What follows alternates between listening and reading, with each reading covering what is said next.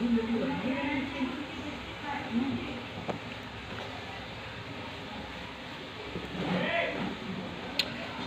हम बाइबल से भजन संहिता की पुस्तक को देखेंगे। उसमें एक अध्याय 1, 2, 3, 4 वचन। पहले हम आपके लिए प्रार्थना करेंगे।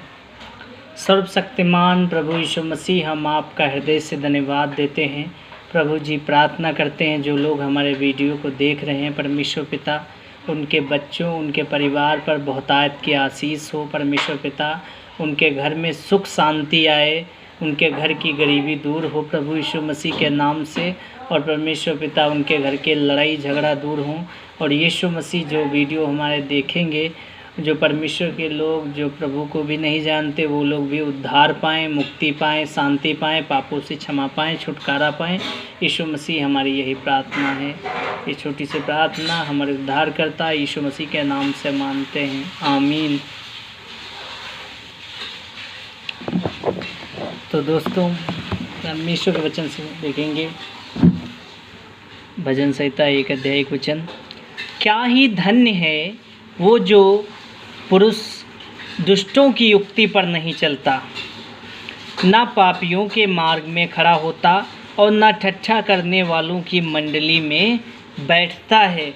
क्या ही धन्य है वो व्यक्ति जो दुष्टों की युक्ति पर नहीं चलता। दुष्ट लोगों की युक्ति कैसी होती है? झगड़ा, लड़ाई, बुराई, लोभ, लालच, बेविचार, स्वार्थ, ये दुष्ट लोगों के काम हैं।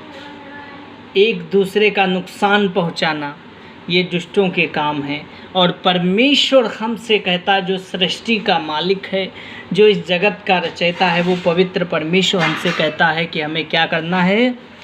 दुष्टों की युक्ति पर नहीं चलना है और ना ही पापियों के मार्ग में खड़े होना है। अगर कोई चोरी करने जा रहा है तो हमें उसके साथ चोरी नहीं करना है, क्योंकि हम पापियों के मार्ग में नहीं खड़े होंगे। हमें नहीं खड़े होना है, हमें इस बात को समझना है।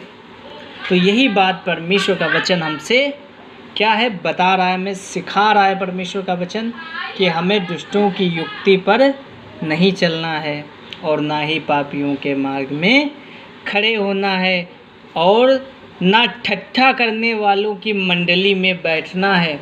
अगर हम परमेश्वर पर विश्वास करते हैं तो जो लोग ठट्ठा करते हैं हमारा, उनकी मंडली का साथ नहीं लेना है।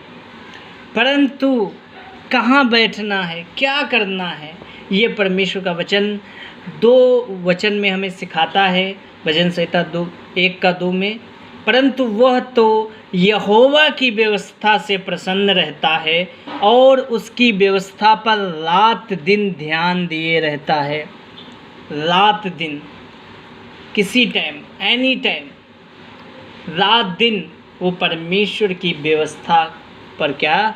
विश्वास करके परमेश्वर के वचन पर वो चलता है और ध्यान दिए रहता है और परमेश्वर की बात को सुनता है, समझता है और उसी की व्यवस्था पर मन लगाए रहता है। अपने दिलो दिमाग को परमेश्वर की इच्छा, वो दिन भर काम तो करेगा, लेकिन शाम सुबह प्रभु के वचन को पढ़ेगा, प्रार्थना करेगा, याद करेगा, बाइबल को पढ़ेगा, बाइबल को सीखेगा। बाइबल जो परमेश्वर का वचन है, और लिखा है वह उस वृक्ष के समान है जो बहती नालियों के किनारे लगाया गया। जैसे केले का पेड़ है तो पानी के किनारे जब होता है तो बहुत जल्दी बढ़ता है और उसमें बहुत बड़ी गहर आती है, गहार, जो केले की गहार होती है और उसमें बहुत सारे केलक्षियाँ होती हैं, इसलिए क्योंकि वो बहती नाली के किनारे लगाया गया है। और वो उस वृक्ष के समान है जो बहती नालियों के किनारे लगाया गया और वो अपनी ऋतु में फलता है और जिसके पत्ते कभी मुरझाते नहीं, इसलिए जो कुछ वो पुरुष करे वो सफल होता है।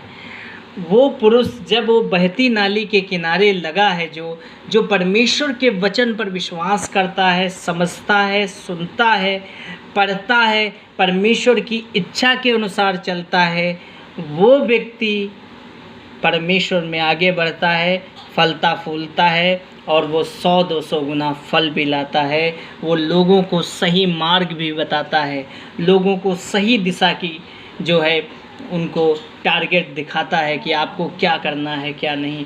लोगों के प्रति भलाई करता है। जो सही व्यक्ति है, जो दुष्टों के मार्ग में नहीं खड़ा होता, जो पापियों के मार्ग में नहीं खड़ा, जो ठट्ठा करने वालों के बीच में नहीं रहता, वो व्यक्ति जो यहोवा की व्यवस्था से प्रसन्न रहता है, रात दिन उसके वचन में ध्यान दिए रहता है, वो बहती नाली के किनारे लगाया हुआ वृक्ष है। जैसे नाली के किनारे हरी भरी घास होती, नदी के किनारे बहुत सारे पेड़ होते हैं। वो पेड़ क्या है, बहुत ही हरे भरे होते हैं। क्यों हरे भरे होते हैं? क्योंकि इसलिए वो पेड़ जो है हमें इस बात की गवाही दे रहे हैं कि वो बहती नाली के किनारे हैं और वो अपने समय में बढ़ेंगे, आगे बढ़ेंगे, महान भी होंगे। इसी तरीके से हमारा जीवन है। जब हम परमेश्वर में विश्वास करते हैं, परमेश्वर की इच्छा के अनुसार चलते हैं, परमेश्वर की बात को मानते हैं, तो हम क्या होते हैं? महान होते हैं। प्रभु यीशु मसीह पर विश्वास करते हैं। और दुष्ट लोग ऐसे नहीं होते, वे उस भूसी के समान होते हैं जो पवन से उड़ाई जाती है। दुष्ट लोग कैसे होते? भूसी के समान। दुष्टता करना अच्छी बात नहीं होती, क्योंकि परमेश्वर इसे पसंद नहीं करता है। गाली बकना अच्छी बात नहीं होती, गुटखा खाना अच्छी बात नहीं होती, शराब पीना गलत है। ये सारी बेकार बातें हैं जिन्हें परमेश्वर नहीं पसंद करता है। शराब पीकर आदमी मतवाला हो जाता है और उसे जो नहीं करना है वो भी कर बैठता है। तो हमें अपने जीवन में इस बात के लिए समझना है कि प्रभु हमें हर दिन इस बात के लिए सिखा रहा है कि हमें क्या करना है, क्या नहीं करना है। परमेश्वर का वचन हमें हर दिन बताता है।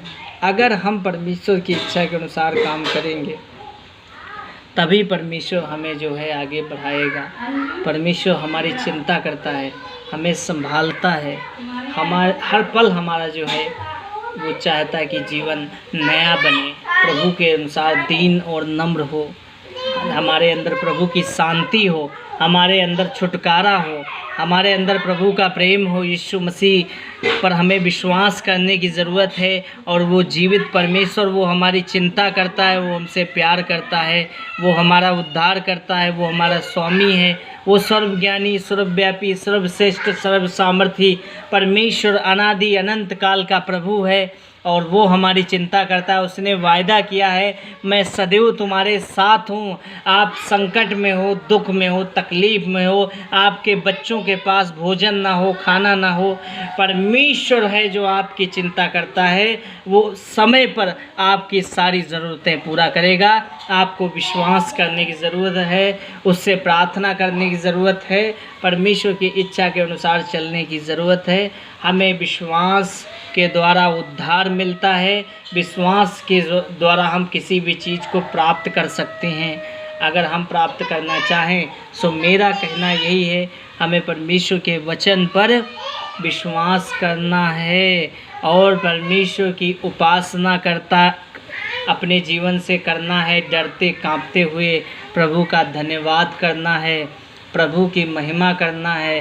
प्रभु परमेश्वर ही हैं जो हमें उद्धार दे सकते हैं, हमारे पापों को क्षमा कर सकते हैं, हमारी खेती बाड़ी में 100-200 गुना फल आएगा, आशीष करेंगे। वो परमेश्वर हमारी चिंता करता है, वो हमें काम देगा, वो हमारे रहने के लिए मकान देगा। अगर हम परमेश्वर पर अनुसार चलेंगे, परमेश्वर की इच्छा को मानेंगे। प्रभु हमारी बहुत चिंता करता है, बहुत प्यार करता है और वो हमें संभालना चाहता है। अगर हम प्रभु यीशु मसीह पर विश्वास करके उसकी इच्छा के अनुसार चलते हैं। सो मेरा कहने का अर्थ यही है। सबसे नमस्कार, जय मसीह। कि आप सभी लोग इस वीडियो को देखें और दूसरों को भी शेयर करें और सब्सक्राइब करें, ज़्यादा से ज़्यादा लोगों तक पहुंचाएं और ताकि लोग अपने पापों से क्षमा मांग सकें। प्रभु यीशु उन्हें क्षमा करेगा। आमीन।